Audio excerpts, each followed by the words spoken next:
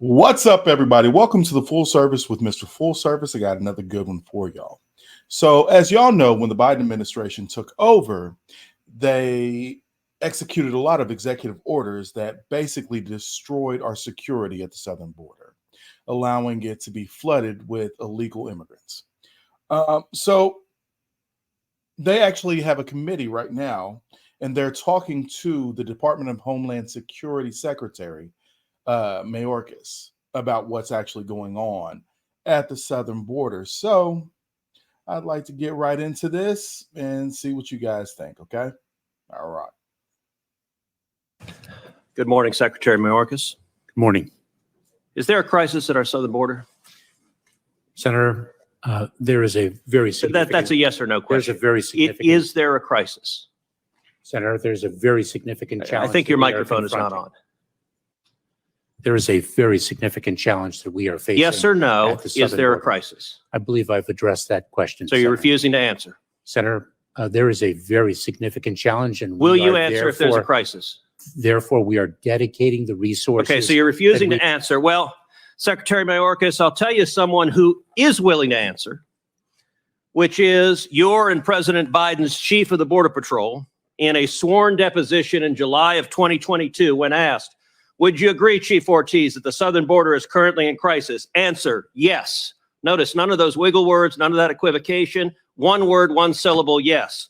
Are you willing to speak with the same clarity as Chief Ortiz? Is there a crisis at our southern border, yes or no? Senator, I'm very proud to work alongside. So you refuse to answer. Let me ask you the next question. I love when these hearings go like this. They ask you a question. You want to filibuster and politic. Answer the question. And then you can get to the nuance of it. Has the crisis at our southern border made Americans less safe? Yes or no? Senator, we are dedicated to the safety. Has the crisis made Americans less safe? I don't want a discourse. It's a yes or no question.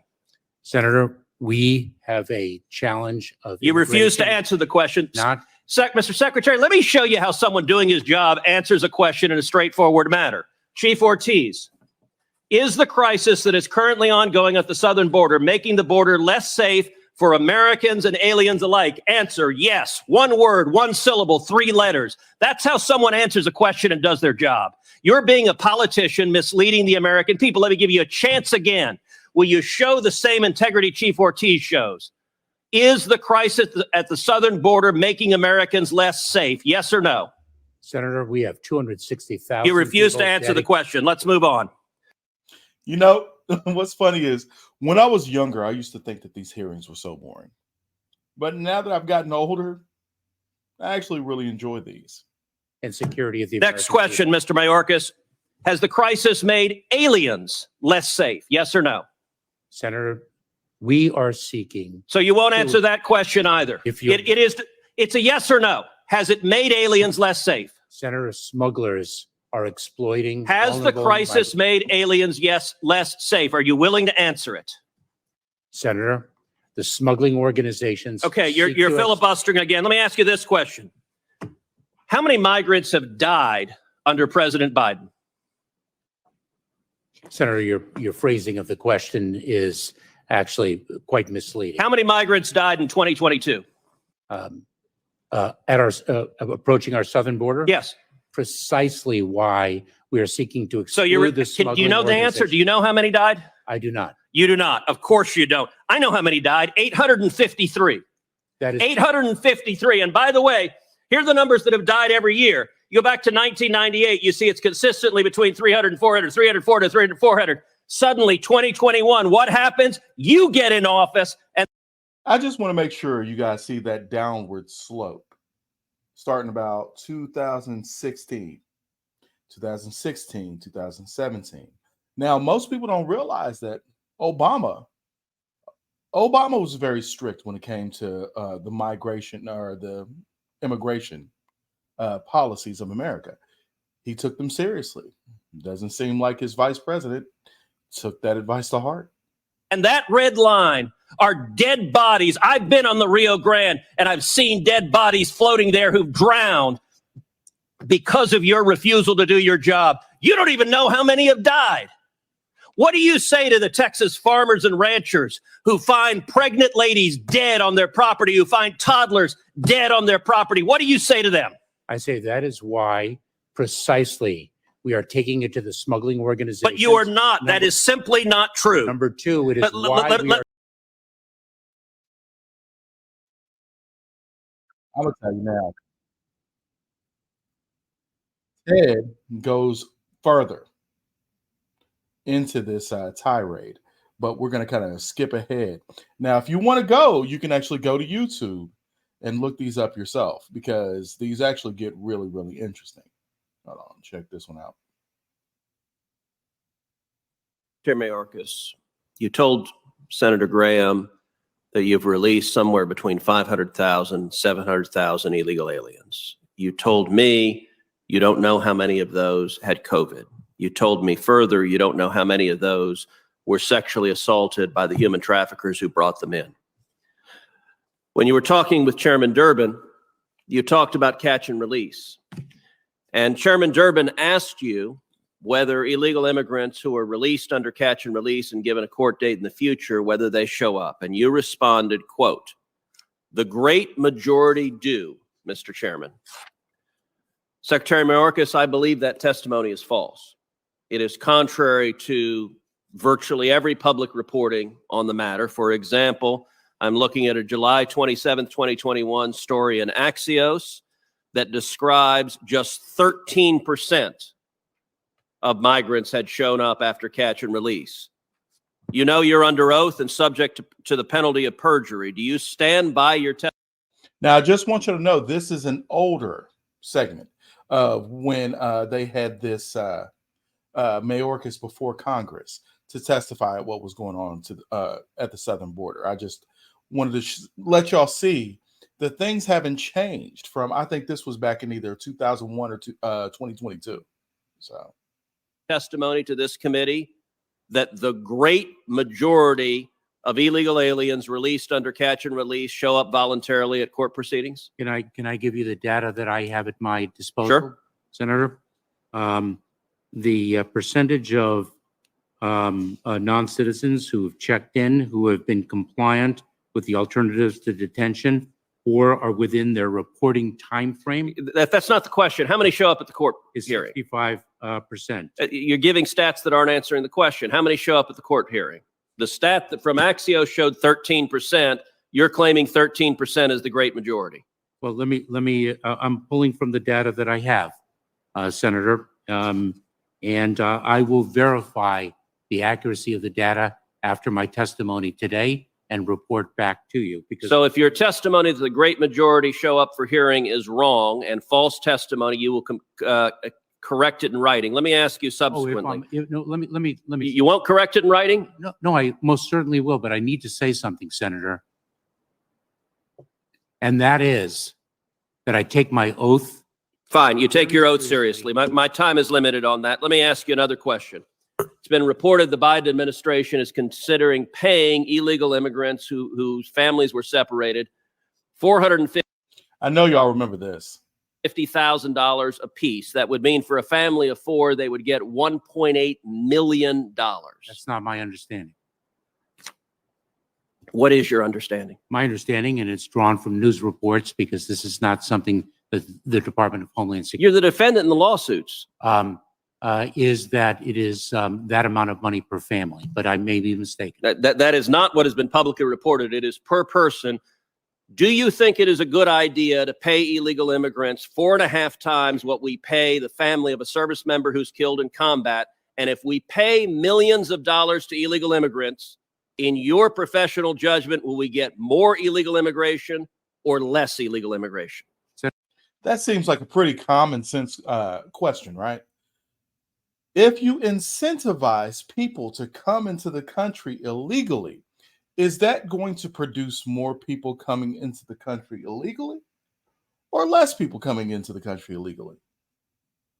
Senator, let me say this, that I do not think a mother would travel to the United States in the hands of traffickers so that she can be separated from her 7-year-old daughter for a period of time, the duration of which she has. Can you answer the question? Those were two There goes that emotional blackmail they try to pull a lot. yes and no questions. I do not think that it would be a pull factor. I said, is it a good idea to pay them the money? And would you get more illegal immigration or less illegal immigration if you give millions of dollars to illegal immigrants? I cannot. More or less. I cannot speak. I love the fact that Mayorkas is really just showing his true colors. This is the Secretary of the Department of Homeland Security. And he knows nothing, of course, politician swag. He knows nothing. He doesn't know how to answer questions. He doesn't. And mind you, Mayorkas is a lawyer. He's not stupid by any means. He knows exactly what he's doing. So, hold on. All right. Sorry about that. All right. Let me get to this last video. That way y'all can see. Now, this one right here is actually, we're going to come back up to the current about what's going on. This is Mike Johnson talking to Mayorkas, and I wanted y'all to really hear what this man was saying. So, Louisiana. Secretary Mayorkas, we have the frustrating responsibility on this committee of providing oversight of your agency, but I have to be honest and tell you, I'm not sure exactly what you do at the Department of Homeland Security other than great harm. On your watch, the data is pretty clear. We've had record levels of illegal immigration, a rapid decline in deportations, skyrocketing fentanyl deaths across our country, and the Secret Service, which is a DHS component, can't determine who left cocaine at the White House. In the middle of all this, you created this Cybersecurity and Infrastructure Agency, CISA, which is a division of DHS. let's be real. We have a pretty good idea who left that cocaine at the White House. And it's one of the Biden administration agencies that colluded with and coerced the social media companies to censor Americans' protected free speech online.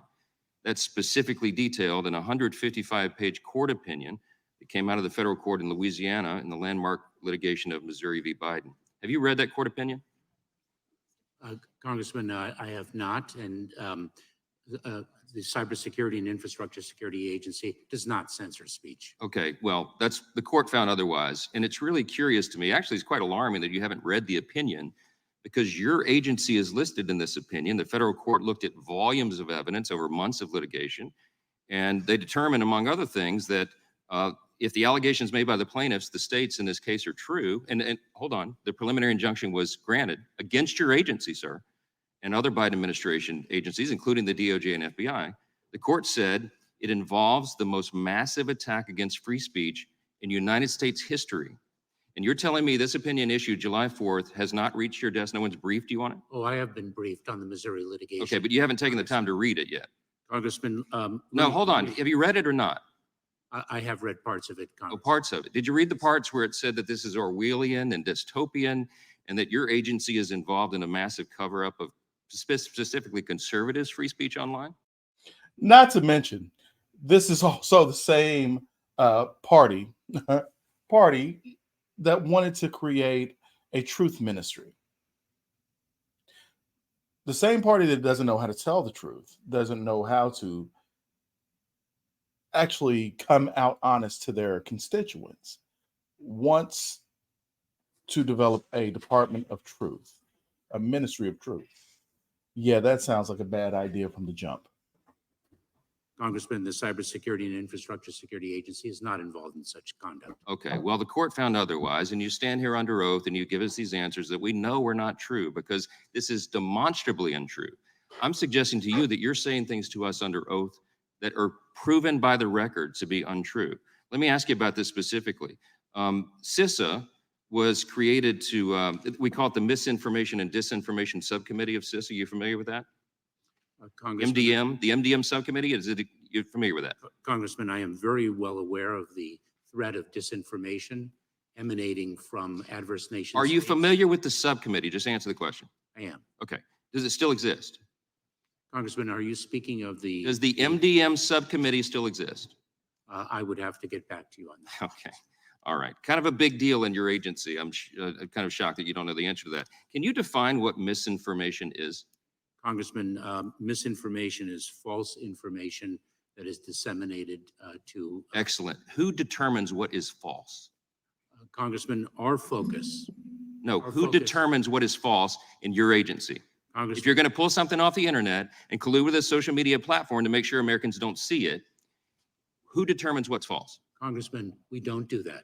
That's not true. That is not true. That is not what the court has found. This is not a Republican talking point. This is what the documents show. We've had people testify under oath that say, and you just defined the term, you're telling me that you don't know who determines what is false? Congressman, what we do at CISA, the Cybersecurity and Infrastructure Security Agency, is identify the tactics that adverse nation states use to weaponize disinformation. Okay, what is disinformation? What is disinformation? Disinformation is inaccurate information. Who determines what's inaccurate? Who determines what's false? Do you understand the problem here? The reason the framers of our Constitution did not create an exception for quote unquote false information from the First Amendment is because they didn't trust the government to determine what it is. And you have whole committees of people in your agency trying to determine what they define as false or misinformation. That is not true. Well, then what is true? What we Please do enlighten us. is what we do is we disclose the tactics that adverse nation states are utilizing to weaponize information. No, sir. The court found specifically, it's a finding of fact that is not disputed by the government defendants, the Biden administration, your agency, the FBI, or DHS, not in the litigation. They determined you and all of your cohorts made no distinction between domestic speech and foreign speech. So don't stand there and tell me under oath that you only focused on adversaries around the world. Foreign actors. That's not true. Congressman, the Missouri. Man, I got to say, Mike Johnson was absolutely brutal on that one. So, as many of y'all know, they have been censoring free speech, and they have been trying to determine what they believe to be truth. Don't remember what we're talking about? New York Post. Post the Hunter Biden laptop story. FBI, DOJ, Department of Homeland Security, all say that this is Russian disinformation. And they take it down from all social media platforms and they stop conversation. Well, they knew darn good and well that it was actually true. It wasn't Russian disinformation. It was actually Hunter Biden's laptop. Ashley Biden's diary.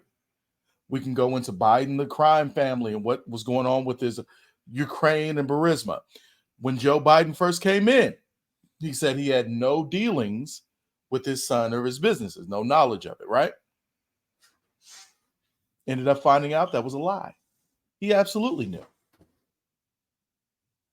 But of course, if they would stop the conversation, we won't even get into the COVID, the vaccines, everything else when they stop free speech. You have medical doctors who are giving their years worth of expert opinion.